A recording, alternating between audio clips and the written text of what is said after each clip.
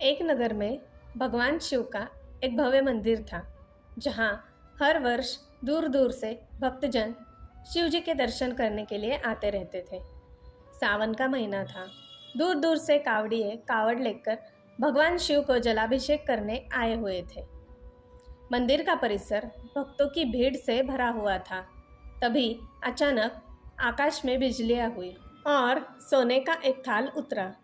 उसी के साथ एक भविष्यवाणी भी हुई कि जो कोई भगवान शंकर का सच्चा भक्त और प्रेमी होगा, उसी को यह थाल मिलेगा। मंदिर के परिसर में उपस्थित सभी लोगों ने यह भविष्यवाणी सुनी। धीरे धीरे सभी इकट्ठे हो गए। जो लोग मंदिर की व्यवस्था देखते थे, उन्हें तो पूरा विश्वास था कि यह थाल हमें मिलेगा। इसलिए वे सबसे आगे जाकर खड़े हो गए। सबसे पहले एक पंडित जी आए और बोले, देखिए, मैं प्रतिदिन महादेव का अभिषेक करता हूँ, अतः मैं ही भोलेनाथ का सबसे निकटवर्ती प्रेमी और भक्त हूँ, इसलिए थाल मुझे मिलना चाहिए। इतना कहकर पंडित जी ने थाल उठाया। जैसे ही पंडित जी ने थाल उठाया, थाल पीतल का हो गया। यह देखकर पंडित जी बड़े लज्जित हुए। उन्होंने थाल यथास्थान पर रख दिया और वहाँ से निकल गए। इसी प्रकार वहाँ उपस्थित सभी पंडितों ने खुद को आजमाया, लेकिन शायद उनमें से कोई भी सच्चा भक्त नहीं था। उन्हें भी थाल यथास्थान पर रखकर चले जाना पड़ा। इसके बाद उस नगर के राजा का आगमन हुआ।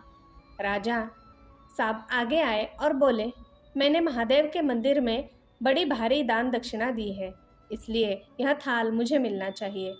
इतना कहकर राजा साहब आगे बढ़े और थाल उठाया। जैसे ही राजा ने थाल उठाया, थाल तांबे का हो गया। यह देखकर महाराज भी लज्जित हुए और थाल यथास्थान रखकर एक तरफ खड़े हो गए।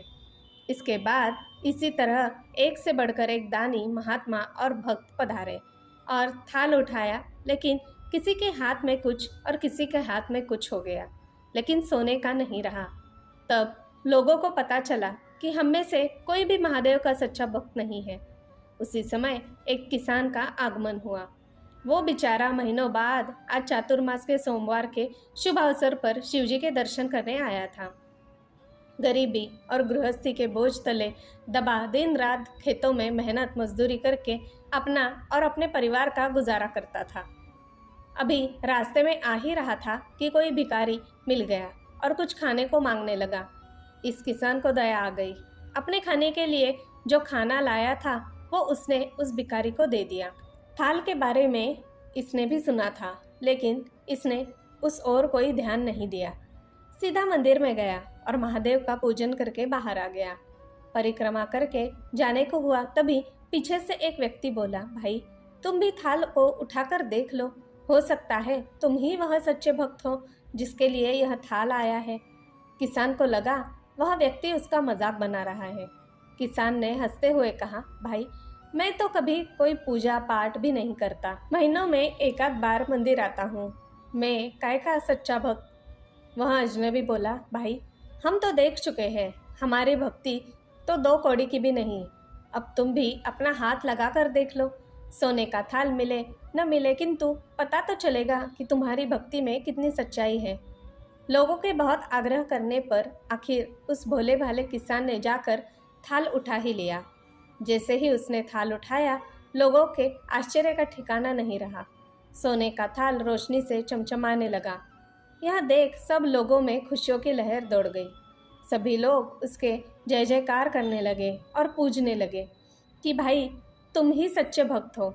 अब हमें बता भी दो कि कैसी भक्ति करते हो जिससे महादेव तुमसे इतने प्रसन्न है।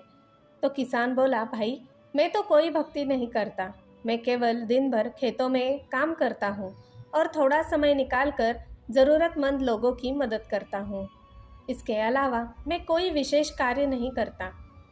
लोग पूछने लगे, तुम लोगों की मदद क्यों करते हो? हंसते हुए किसान ने बोला, सुकून। दूसरों के चेहरे पर मुस्कान देखकर मुझे जो आनंद और खुशी होती है, उसे मैं शब्दों में बयां नहीं कर सकता।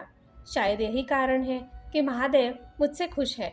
इसलिए हमेशा याद रखें, सत्कर्म का आरंभ भी आनंद से होता है और अंत भी आनंददायक होता है।